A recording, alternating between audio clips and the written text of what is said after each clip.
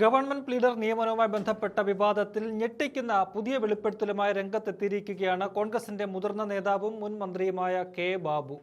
രണ്ട് പ്ലീഡർമാരുടെ നിയമനമാണ് ഇപ്പോൾ KSU വിവാദമാക്കി ഉയർത്തിക്കൊണ്ടുവന്നിരിക്കുന്നത്. ഇതിൽ ഒരു നിയമനം ഒരു യുവ കോൺഗ്രസ് MPയുടെ ശുപാർശയുടെ അടിസ്ഥാനത്തിലാണ് നടത്തിയതെന്നും മുഖ്യമന്ത്രി ഇക്കാര്യത്തിൽ തെറ്റുകാരനല്ലെന്നുമാണ് ബാബു തുറന്നു പറഞ്ഞിരിക്കുന്നത്. KSU മുഖ്യമന്ത്രി പൂര് കത്തി നിൽക്കുന്നതിനിടയിലാണ് ബാബു തനിക്ക് അറിയാവുന്ന കാര്യങ്ങൾ പുറത്തു പറഞ്ഞിരിക്കുന്നത്. അദ്ദേഹം പറയുന്നത് ഇങ്ങനെയാണ്: ഒരു പ്ലീഡറുടെ നിയമനത്തിൽ എനിക്ക് കൃത്യമായി അറിയാം. അത് മുഖ്യമന്ത്രിയുടെ അടുത്ത് വേറൊരു MP ശുപാർശ ചെയ്തതാണ്. അത് ഹൈബിയുടനല്ല, ഒരു യുവ MPയാണ് ശുപാർശ ചെയ്തത്. ഷാഫി പറമ്പിലുമല്ല. അത് ഞാൻ തീർത്തു പറയുക. യുവ MPമാരിൽ ഷാഫി പറമ്പിലോ ഹൈബിയോ അല്ല, മറ്റൊരു യുവ MP ശുപാർശ ചെയ്തതാണ്. ആ വിഷയത്തിൽ മുഖ്യമന്ത്രിയെ കുറ്റപ്പെടുത്തുന്നതിൽ കാര്യമില്ല. പക്ഷേ KSUക്കാർ അഭിപ്രായം പറയുന്നതിൽ എനിക്കൊരു തർക്കവുമില്ല. ഈ പ്രതികരണത്തോടെ കോൺഗ്രസിന്റെ ഒരു യുവ MP സംശയ നിഴലിലായിരിക്കുകയാണ് എന്നതാണ് ഏറെ പ്രധാനപ്പെട്ട ഒരു കാര്യം. എന്നാൽ ഈ യുവ MP ഡീൻ കുര്യാക്കോസ് ആണെന്നാണ് പലരും ചൂണ്ടിക്കാട്ടുന്നത്. നിലവിൽ ശരത്ത്, ജിയോണ ജെയിംസ് എന്നീ രണ്ട് പേരെ ഗവൺമെന്റ് പ്ലീഡർമാരായി നിയമിച്ചതാണ് KSUവിന്റെ എതിർപ്പിന് കാരണം.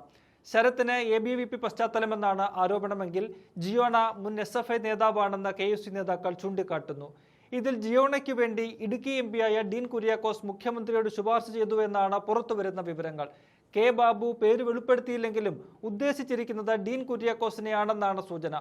ഒരു നിയമനത്തിൽ മാത്രമാണ് ബാബു മുഖ്യമന്ത്രിയെ പിന്തുണയ്ക്കുന്നത്. അതേസമയം KSU നേതാക്കളുടെ പ്രസ്താവനകളെ അദ്ദേഹം തള്ളിപ്പറയുന്നുമില്ല.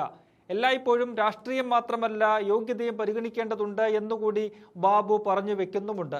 അതായത് MPയുടെ ശുപാർശയുടെ അടിസ്ഥാനത്തിലാണ് ഒരു നിയമനം നടത്തിയതെങ്കിലും അവർക്ക് യോഗ്യതയുണ്ട് എന്നുകൂടിയാണ് ആ വാക്കുകൾ സൂചിപ്പിക്കുന്നത്. എന്നാൽ ശരത്തിന്റെ നിയമനത്തിൽ എന്താണ് സംഭവിച്ചതെന്ന് അദ്ദേഹം പറയുന്നുമില്ല. കെ ബാബുവിനെ പോലൊരു മുതിർന്ന നേതാവിന്റെ ഈ തുറന്നു പറച്ചിൽ പാർട്ടിക്കുള്ളിൽ തന്നെ വലിയ വിവാദത്തിന് വഴിവെക്കുമെന്നതിൽ യാതൊരു സംശയവുമില്ല. കൂട്ടായ തീരുമാനമെടുത്ത ശേഷം സതീശനെ മാത്രം ഒറ്റതിരിഞ്ഞ് ആക്രമിക്കുന്ന പ്രവണതയാണ് കാണുന്നതെന്നാണ് അദ്ദേഹത്തെ അനുകൂലിക്കുന്നവർ ചൂണ്ടിക്കാട്ടുന്നത്. ഇത്തരത്തിൽ പലരുടെയും ശുപാർശകൾ കൂടി പരിഗണിച്ചാകും പ്ലീഡർ നിയമനങ്ങൾ ഉൾപ്പെടെ മുഖ്യമന്ത്രിയും സർക്കാരും നടത്തുക. നിയമനം നടന്നു കഴിയുമ്പോൾ അതിന്റെ പാപഭാരം മുഴുവൻ മുഖ്യമന്ത്രി ഒറ്റയ്ക്ക് ചുമക്കേണ്ടി വരുന്നു എന്നാണ് സതീശപക്ഷത്തിന്റെ വാദം. ഇതിനോടകം പാർട്ടിയുടെ ശബ്ദമായ പല യുവ നേതാക്കളും വിഷയത്തിൽ സതീശനെതിരെ പരസ്യ വിമർശനവുമായി രംഗത്ത് വന്നിട്ടുണ്ട്. നേതാക്കൾ ചേരിതിരിഞ്ഞ് പോരടിക്കുന്നതാണ് കാണുന്നത്. വിഷയത്തിൽ KSU എന്ന സംഘടന തന്നെ ഭിന്നിച്ചിരിക്കുന്നു. KSU എറണാകുളം ജില്ലാ പ്രസിഡന്റ് സംസ്ഥാന അധ്യക്ഷൻ അലോഷ്യസ് സേവ്യറിന്റെ നിലപാടുകളെ തള്ളിക്കളയുകയാണ്. മുഖ്യമന്ത്രിയെ കരിവാരിത്തേക്കാനാണ് ശ്രമമെന്നാണ് സംഘടനയുടെ സംസ്ഥാന ജനറൽ സെക്രട്ടറി മുബ്ബാസ് ഓടക്കാലി പറഞ്ഞിരിക്കുന്നത്.